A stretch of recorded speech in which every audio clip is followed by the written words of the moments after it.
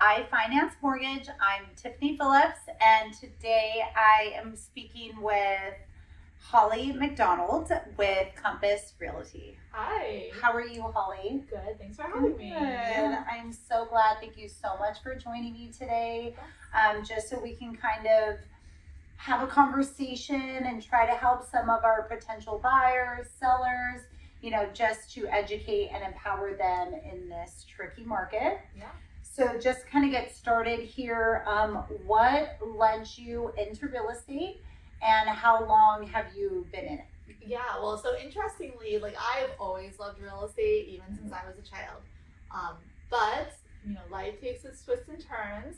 I initially ended up working in television production, and I ended up on some shows that were based upon houses and real estate. So I worked with HGTV for a while with different production companies. And ultimately, the long-term show I was with was called House Hunters, which is still on the air, and had just a really great experience traveling around the country and even out of the country to see people that were buying homes in different areas and kind of learning about those markets. And I was even featured on an episode too when I was buying my own place as the realtor and the home buyer. So it was a very unique episode, and just have really, loved the business. And eventually, after doing that for several years, decided I really wanted to just be in real estate myself. So that's how I got into it, and I've been doing it since about 2009, so going on 15 years, and have basically been focused on the Orange County market. Yeah. Mm-hmm. Oh my God, that is so incredible. Especially starting from the production side and already kind of being on the show and kind of falling in love with it from that angle. Yeah. Rather than just kind of hopping into it. I feel like that's more of the emotional side of it too. You get to kind of see them all come together and kind of highlight the best features of the cities and the homes. Yeah. Which that kind of leads me into just a quick kind of to highlight something amazing about you, that you have started a podcast. Correct. In Costa Mesa called the Costa Mesa Pod. That's right. So that is amazing. Did this kind of stem from how your other productions were more focusing on the whole, around the city, and maybe just kind of how that got started, and then tell us a little bit about it. Yeah, so I think part of it stemmed from, I do miss, the production background a little bit and do have that. So being able to interview people around town about what's going on and just share that information. I had already been so involved with social media in the city, and I just felt like video and audio, just having that connection with people, and also being able to highlight the people that live in the community I work in, it just seemed like a natural, way to go about it. And it's amazing because you, not only are you there to, kind of give your services and be a friend, but you're highlighting their businesses in the area and kind of highlighting them as maybe reasons to kind of live there. Yeah, exactly. I felt that it's really important for people to get a taste and a feel for a place that they might move to, especially if they don't know the area. Now, obviously, some people know where they want to live because they grew up there or they have a reason to be there. But so often I find that, especially first-time buyers, they're just looking wherever their budget will take them. And that's actually how I ended up in Costa Mesa. I didn't know. I came from LA, did not know a thing about, the different cities in Orange County. To me, Orange County was just Orange County, So to be able to help people understand the different specifics of an area, Costa Mesa for one has a very artistic vibe. Yeah. Some people may not know that. Other cities are more beachy or skater even, or they all have their own different thing that makes them special. So I really wanted to be able to highlight that so I could let buyers see, this is what you can kind of expect of the atmosphere and the culture that you would find here. This is the types of stores that might be here. This is the type of activities we have. I think it's great for people to know that. And also to hear it from people that are actually living and working there too. Yeah. Not just me, not just the salesperson. Yeah. I want them to really know the community. Mm-hmm. you know, the community, like potential friends could like, Totally. you know, potential community all around you. So I love that, just kind of highlighting the whole area. And then one quick question here: how was that moving from like LA and then Costa Mesa? Like, I imagine, did you just like immediately love it? Like, whoa. Well, Like, I mean, I will say this. So I'm originally from the East Coast. okay. So moving from there to LA was Yeah. originally a huge like Yeah. culture shock in such a great way, because I always imagined myself living by the beach year round. Now in LA, you may not live by the beach, but I mean, it's certainly, you know, it's the weather is so great. Yes. But moving from LA to Orange County was so nice. Did you love it? There's so much there. Okay, first of all, while we have traffic, we don't have nearly as much as LA does. Yeah. We also have just like wider, more open streets, more parking. I don't know. LA is quite congested. It's like a little more chill. It is, yes. It's Yes. more laid back. It's super friendly. And I felt that people, this is a generalization, but a lot of people here, like, they knew each other a little bit more long term. LA is like the city of dreams. Just and more, people, like, they come and they go. It's very transient. That's good. Yeah. So, I you know, feel like I agree with that. yeah, I felt like it was so nice to just like be part of a community. I grew up in a super small town on the East Coast where everybody knew everybody. And, you know, the cities here are much larger than like the little towns that are in New Jersey where I'm from. But people still have that sense of community. They've got their like staple events. They have their like go-to businesses. They have their go-to clubs and friends. And so coming to Orange County was like so refreshing to kind of go back to that and like, you know, meet those people and those groups that could, you know, be like your extended family in a way. And really build those relationships. Absolutely. Like maybe sometimes a little too fast, like in places like LA, to where it's like you might have that, you know, a couple of weeks or like a good connection, but the long lasting part of it just may not. Like a little bit of stability. I actually had moved to LA with my like senior class, I guess you would say. It was part of a like an internship program to work in TV production. So there was about 20 of us. And I could probably count on one hand the number of people that are still in the area, like even just Southern California. So a lot of people, like I said, they're here for a bit and they bop around. And, you know, I'm not even in the LA scene anymore, but I'm still well known. Well, and down here, like, I mean, ultimately, like, I think the climate got me because I still have family on the East Coast and miss them to pieces. But like, you can't get me away from this weather. I thought about it. So I'm like, I'm gonna move. You know, especially in California. You know, everyone's like, where are we going? We're going to Florida, Texas, or Arizona. Are you from here? Or? I am from here. I'm from Whittier, so LA County, but I like right on the border. Inland. So definitely did not like grow up in LA. Technically, my address said, but I'm more of Orange County. I definitely got the Orange County vibe going on.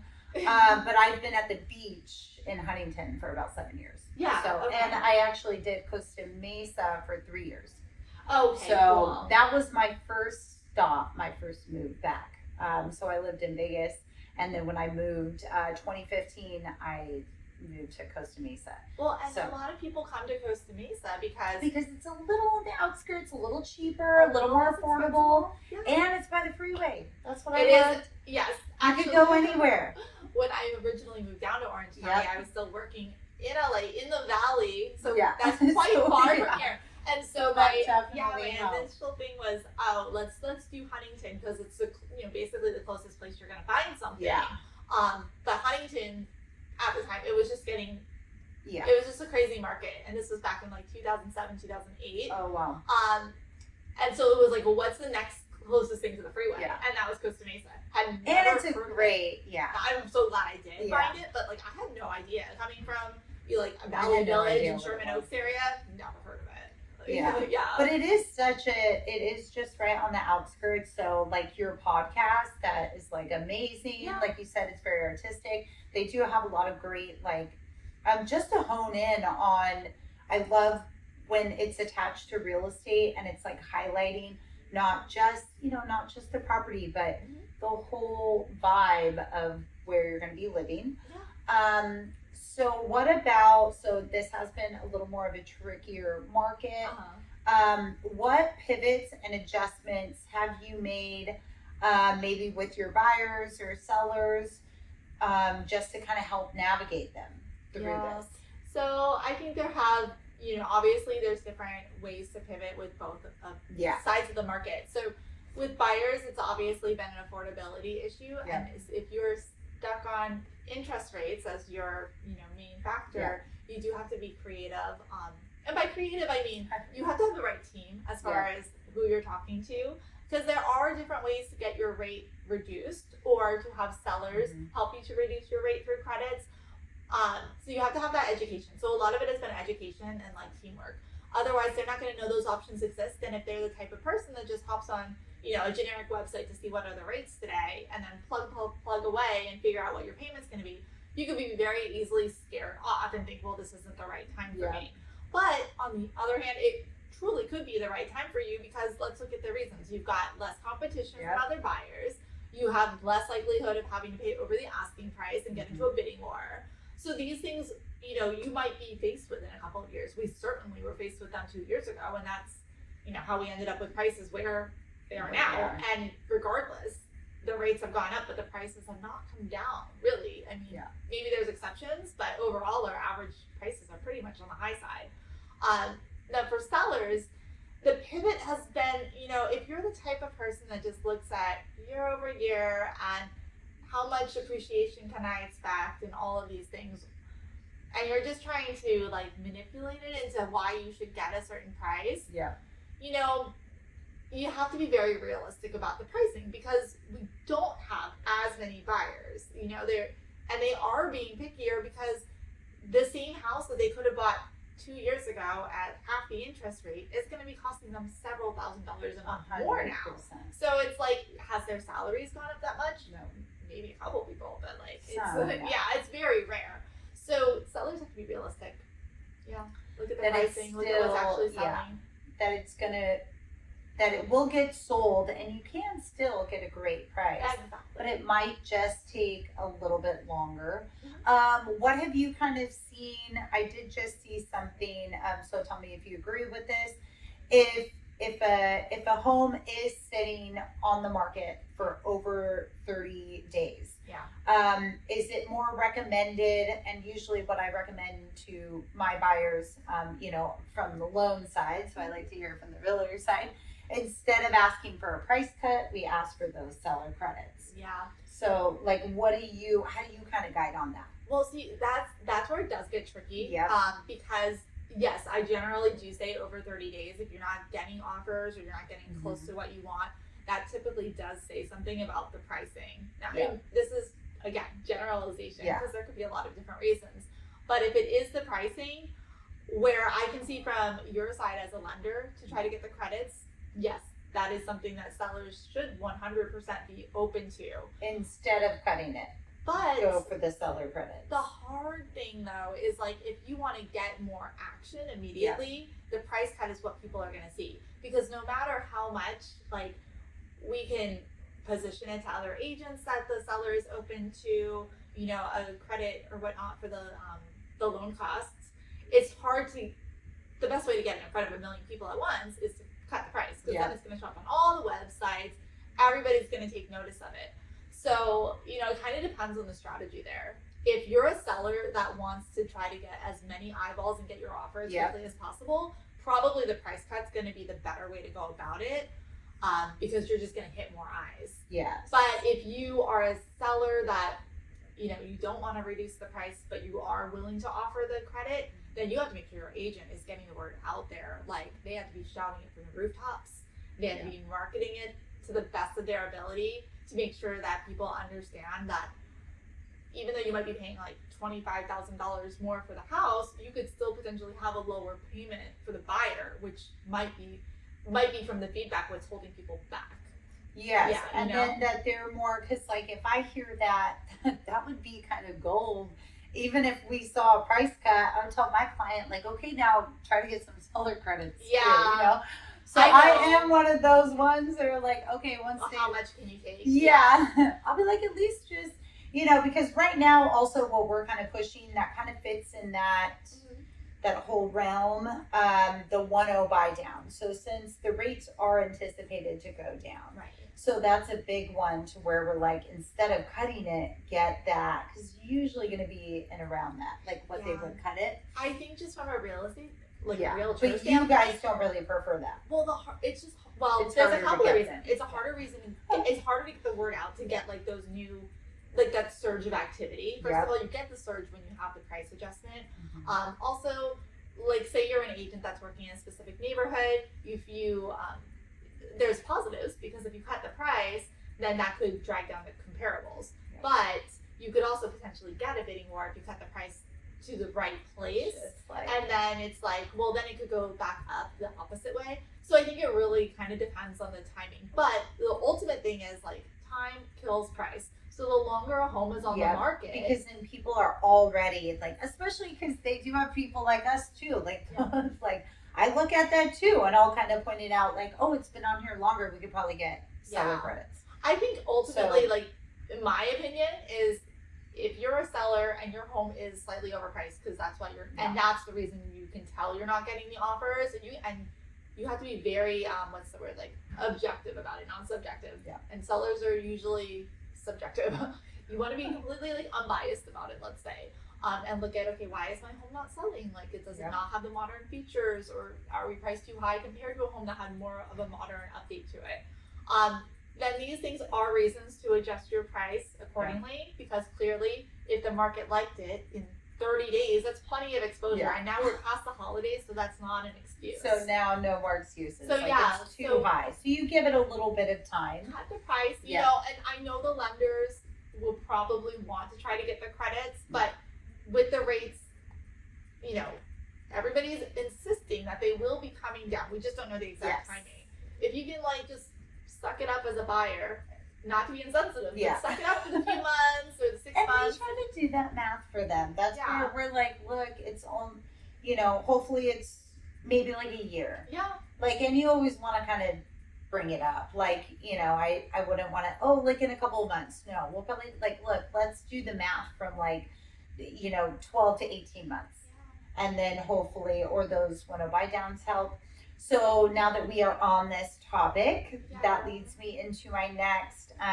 They have been saying that we are anticipating maybe up to maybe like 2 to 3 more rate cuts. We've already kind of been pushed back. Yeah. In December, we're anticipating March, and now not quite has happened. Most economists are leaning towards now like June or July. So that first drop. So like, what is your advice? What is your advice to the buyers and sellers, like basically the buyers on the sidelines? Yeah. And then we can also talk about after the sellers that are kind of holding back. So what would your advice be first to the buyers? Well, to the buyers that are on the sidelines, again, if you can find a house that you like now, I would just go for it. You know, because first of all, you don't know that house will ever come up again, and especially even at the price that you want it for. Because mentally, there is a big switch. Say you're looking at a home for 1.2 now, and in 4 months, it could be 1.3. Yeah. I saw that happen a lot last year to buyers who got outpriced by about $100,000 in a very short period of time. And yes, you might be looking at the interest rate and the overall payment, but you also have to look at like what you can qualify for on the purchase price. So if you find a house that you like and you've been looking for a little bit, there's no reason to not try to go in now, because again, you don't have as much competition with other buyers. You have a little bit more control over how the whole negotiation is going to go. And there are more. So would you, I kind of pitch it right now as a buyer's market. Do you kind of agree because of those like negotiations? Yeah, I guess like technically we're not in a buyer's market. You know, technically if you look at all the data, we're not there. But yes, it's a buyer's market for certain properties. Yeah. It's very specific, because I will say that homes that are completely remodeled, they almost can't be overpriced. I mean, I have seen some that are overpriced, but many times if they're priced like and it even seems high for a neighborhood, but they are stunning, gorgeous, top of Yep. the line, high quality. Like you can tell it's all been done. They are still typically getting multiple offers. They are Wow. still typically going for above asking, and that's because I think it's just like, And it's more fresh. I think a lot of the buyers homes just don't too. have time, imagination, funds Or available but to also, make their yeah, remodel time happen. and money to Yeah. kind of reduce. I've noticed that too. In this market, I've actually kind of, linked up with a lot more like contractors Yeah. because I'm like, hey, a lot of a lot of our buyers, before they put the offer in, it's like, wait. Like, Yeah. let me get a quote and see Yeah. what it's going to be. And I feel like that didn't really come up as much before, but now it looks, like, no. We want to see like what we actually want to do with the house and then kind of have that quote. Yeah. So I have been finding people that are like, hey, like if they do decide to put the offer in, and that's all before they even write the offer. Yeah, well, So, if they have time. I mean, yeah. when it's a fixer or something like that, or Yeah. just more dated, typically you do have more time unless the price is set so low that it's meant to stimulate, bidding war, Yeah. and then you usually know if it's like a price that's too good to be true. Like for instance, Costa Mesa, a home under $1 million, Yeah. it's gonna fly off the market, like regardless. 100%. Because of the price. But if it's like 1.2 and not updated and maybe it has some location Yeah. issues, yes, that one might sit for a little bit, even though that's like a flaming hot price point for a house. Yeah. So those things they all have to be taken into consideration. Yeah. Yeah.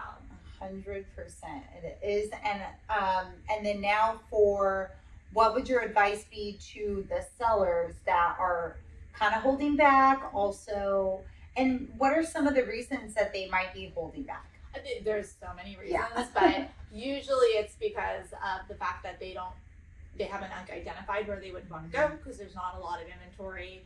I did see a lot of sellers, and I continue to see it, that once they sell, since they don't maybe know where they want to go, they end up renting, and then it doesn't always work out for them so well. They either get stuck renting for too long, or the prices end up going higher than they expected, and then like their qualification stuff is off, especially with the rise in interest rates.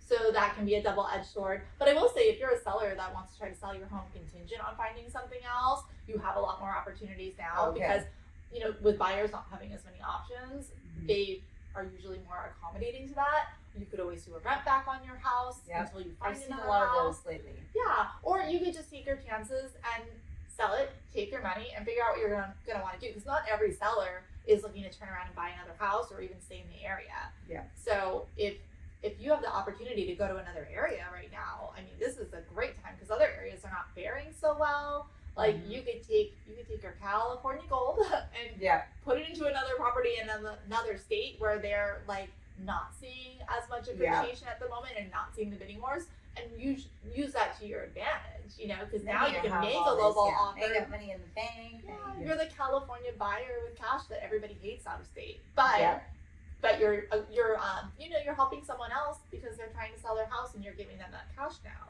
Yeah. So there's so many reasons, and plus, do you really want to be on the bidding war on the other side? Usually, sellers want as much as they can get for their house, and they also want to get the best deal on the next house. So your timing is there. Yeah. Yeah.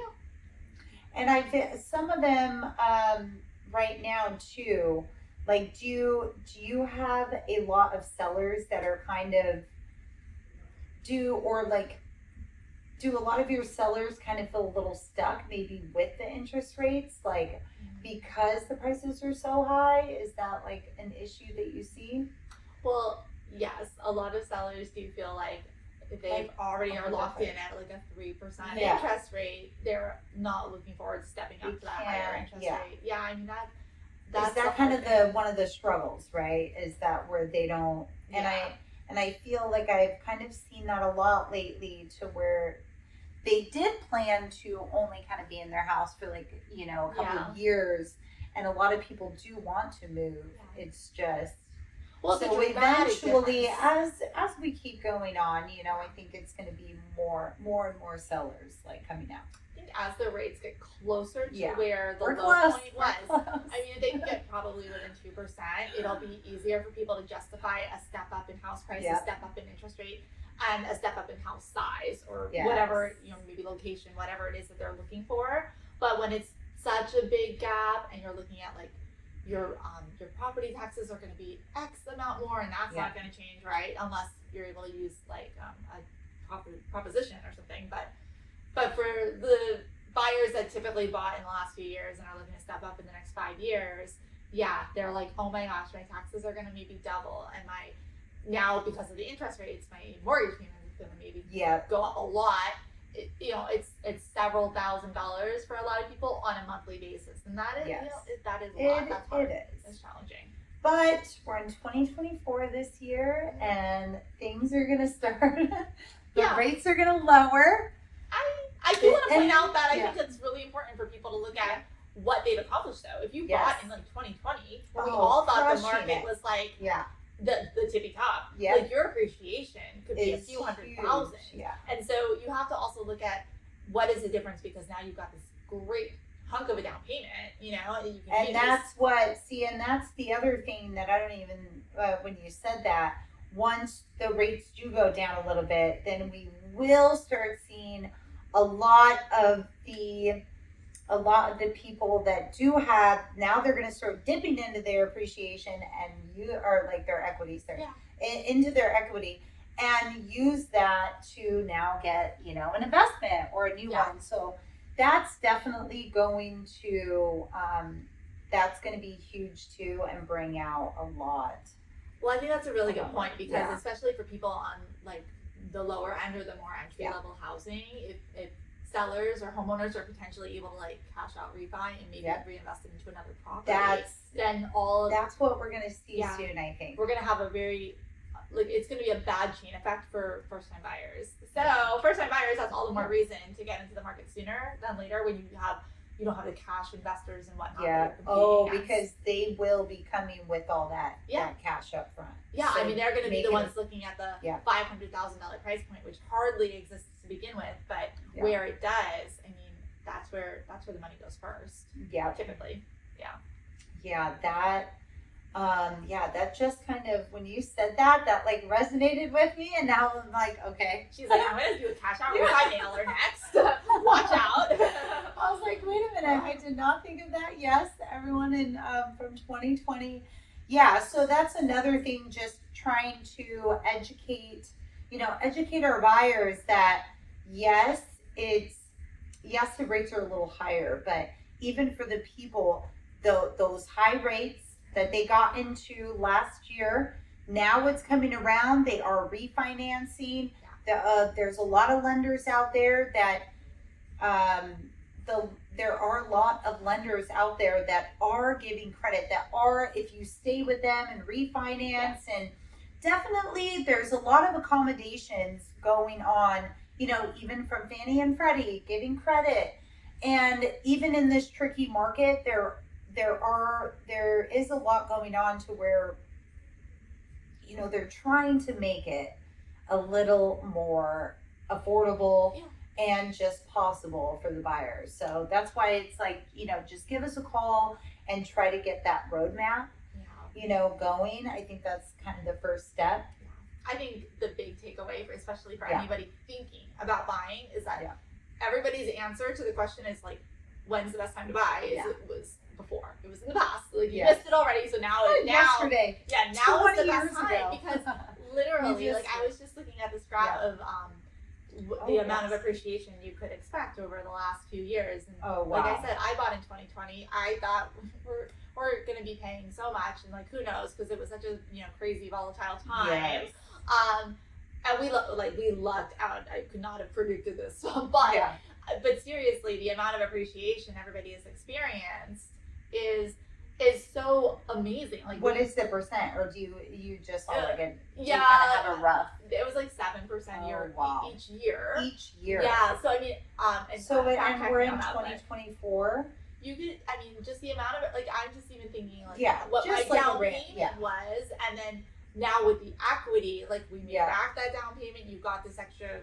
Again, you can roll that into like either your next house or potentially use it to improve your current house or buy another house. I mean, I think buying investment properties is amazing if you're able to do that. Definitely. Whether you're gonna like turn around and flip them or rent them out, like buying real estate is just a tried and true way to really grow your wealth and also keep a roof over your head. So it's a win-win. And that's amazing. Like what you said with the 2020, that you were a little nervous.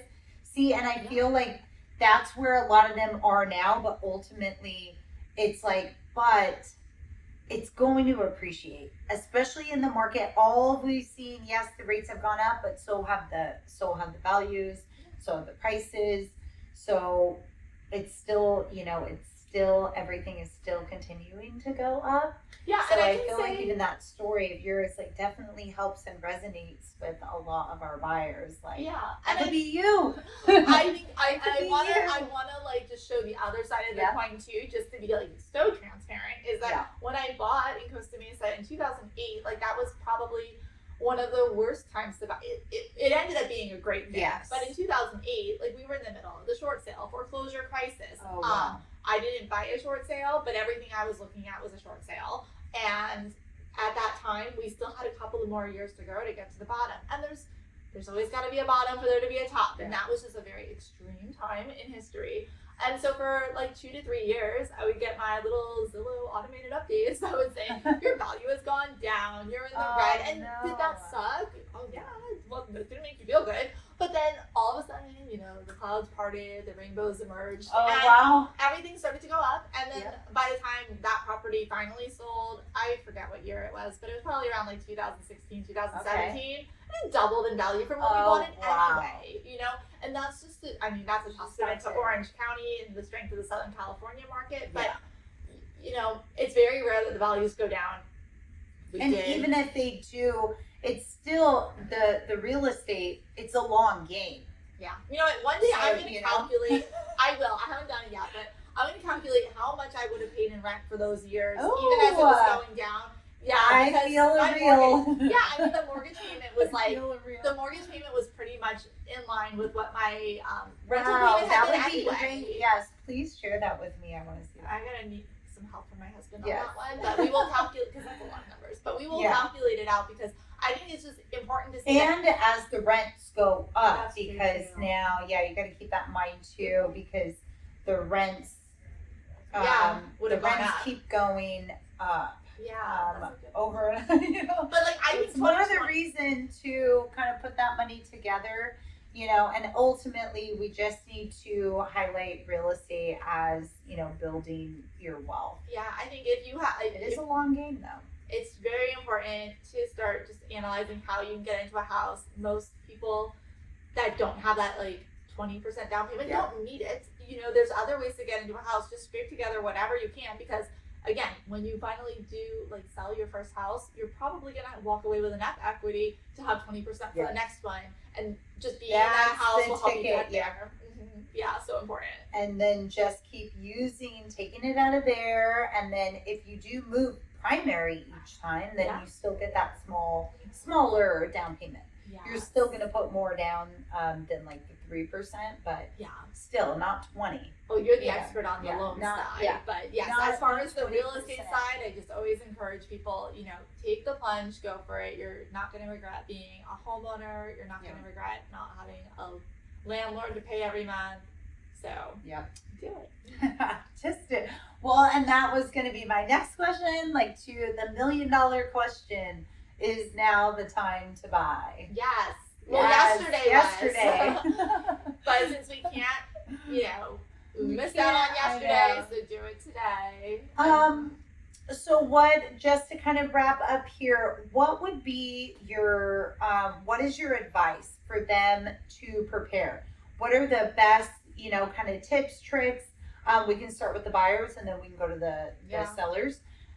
So for the buyers gearing up, we do have some, rate cuts coming up, all that good stuff, but just to kind of prepare for what we have, throughout this year. I would get in touch with a lender and have them give you kind of at least a loose analysis on where you stand, because you need to make sure that they actually understand like what your debts are, what your income is, not just what your reported income is, because it can be so different depending on what type of job and taxes you have. You have to see what is actually like on there for a lender to consider for you to get the financing up. And then also there could be ways that you could clean up your credit score or whatnot in the next few months so that you are in a better position to buy if today is not the right time for you. But if you're in a lease, and most people are in like a yearly lease, it still takes time. I mean, an escrow, which is when you find a property and to when you're the owner, is a minimum of around 30 days. And think about all the time it takes to find the right home first. It's very, very rare that people like fall in love with the first home. They usually want to see a few and negotiate on a few and all of that. So it can very easily be a few months. I mean, I prefer that it's not. But I want you to also find the home you love. And with lower inventory, I feel like that's still kind of the standard, a couple of months. Yeah, no, absolutely. I give them 3, or I say like 3, that they should be coming to me within 3 months of like they're wanting to move in at least. I agree. would kind of say prefer longer. 6, because I prefer 6 just in case the credit and stuff. Like, because that might take a while. Well, and also so at least we can have that initial. Yeah, they have to be very motivated, I think, to do it within 3 months. Otherwise, I find a lot of people feel too like pressured and overwhelmed, and they just say, "We're just gonna put this off," or like, "We just got the renewal for all these. We're just gonna sign that." So probably like 5 months is more. Yeah. So like 5-6 months. That's kind of like an average right now. Like when to start. Yeah, and then for sellers, I would just say I think it's just as simple as having a realtor like myself come by and give you like an analysis on where your property kind of stands in comparison to what else is selling in the market, considering whether or not you want to make repairs, if it's worth it to make improvements, kind of get that explained to you. There are different ways, like my company, for instance, has programs where you can borrow money to make improvements and you pay it back at closing. And for some sellers, it's totally worth it because you might put X into like new floors and reap the return so much more. Yeah, but for other properties, like something or sellers, big like that. Yeah, for other like people, it may not work though. Yeah, I mean, it might not be worth the hustle, but at least you have the option on the table rather than like stressing about how to get that accomplished. So that would be so. Yeah, I did not know that. That's really good to know. Yeah. Like that they can do that if needed. Like, well, because a lot of people are just it's gonna help them sell more, right? Like, because even if it costs them, 10,000-20,000, but then maybe because it's all brand new flooring and now you're getting like the return on investment. You could price it maybe 50. I don't know. I would say like 50 to 100,000, or if it's like all brand new flooring everywhere. I feel totally like that's possible. that's not gonna be no like smaller bathroom like repair or maybe like a 20,000. Like I feel like that's gonna be like one of the bigger ones. Yeah. So if you can get like a loan on that, then get your, I think it's just good to have those options. Yeah. Yeah, and like I said, some people are not going to entertain it, but some people will really value it. I mean, you can look at graphs all day long on like return on investment for what you do to a property, but it's really going to be so specific to the area and like what the market is, willing to pay for something. Yeah. So, certain cities, certain price points, it's going to be worth it. Other ones, it's not. And that's why you have to have experts give you an analysis and also just give you tips on like decluttering and what to pack, or just help answer your questions. I mean, we know everybody has questions about the process. Yeah. Most people only sell at home a few times in their life, if not only once. Yeah. Or is it like 1 to 3? But maybe. I mean, I can't imagine like most people doing it by myself. Like, yeah. Do you get people that do want to do for sell by owner? Do they still like reach out to you and like ask questions? Do you kind of get that a lot? Not as much recently. I used to, but I feel, there are still people that do that, but there's not as much. Yeah. They don't really want to talk to agents, honestly.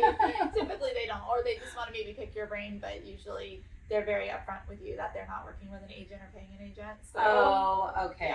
Yeah. But I mean, things are changing in the market, but typically people that contact me about their home like have every intention of either working with me or working with an agent and just want to get expert advice because that's what we do every day.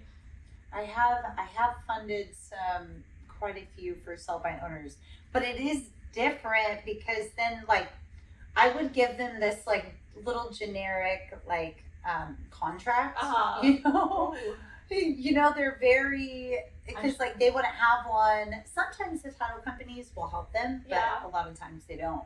Yeah. So then they're just like, and for me, I mean, I was with a different company before, but yeah, we would have this like, it was only like 2 pages, and it's just like, Yeah. it had none of that other stuff, and I was like, all right, like, I mean, you know, like that's It's like a handshake. that- I'll sell you my house. so you, and like they just kind of write in everything. Yeah. So I was, you know, I kind of stayed in my lane with that. I'm like, this is what they do, you know, you guys fill this out. But then I see the ones coming from you guys, and it's, you know, they're 15 pages. Oh, You know, yeah. They're it very protective. really is full of protection for the buyer. So And the sellers. it's definitely something, you know, like look at the 2. Yeah. Like it's definitely worth 100%. It's definitely worth getting a knowledgeable realtor and the guidance, Yes. because you are not just guided in the process of the house.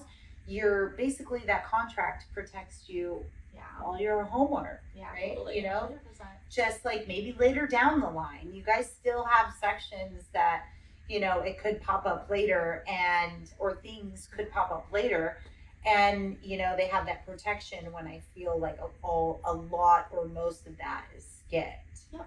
on the for Agreed. sale by owner. So Sure. definitely, and Holly would be a great realtor for any of you. So Holly, I just wanted to thank you so much for joining me today and just educating our clients, buyers and sellers. I do believe that 2024 is going to be amazing. Yes, there's more So- in store for 2024. Yes. So thank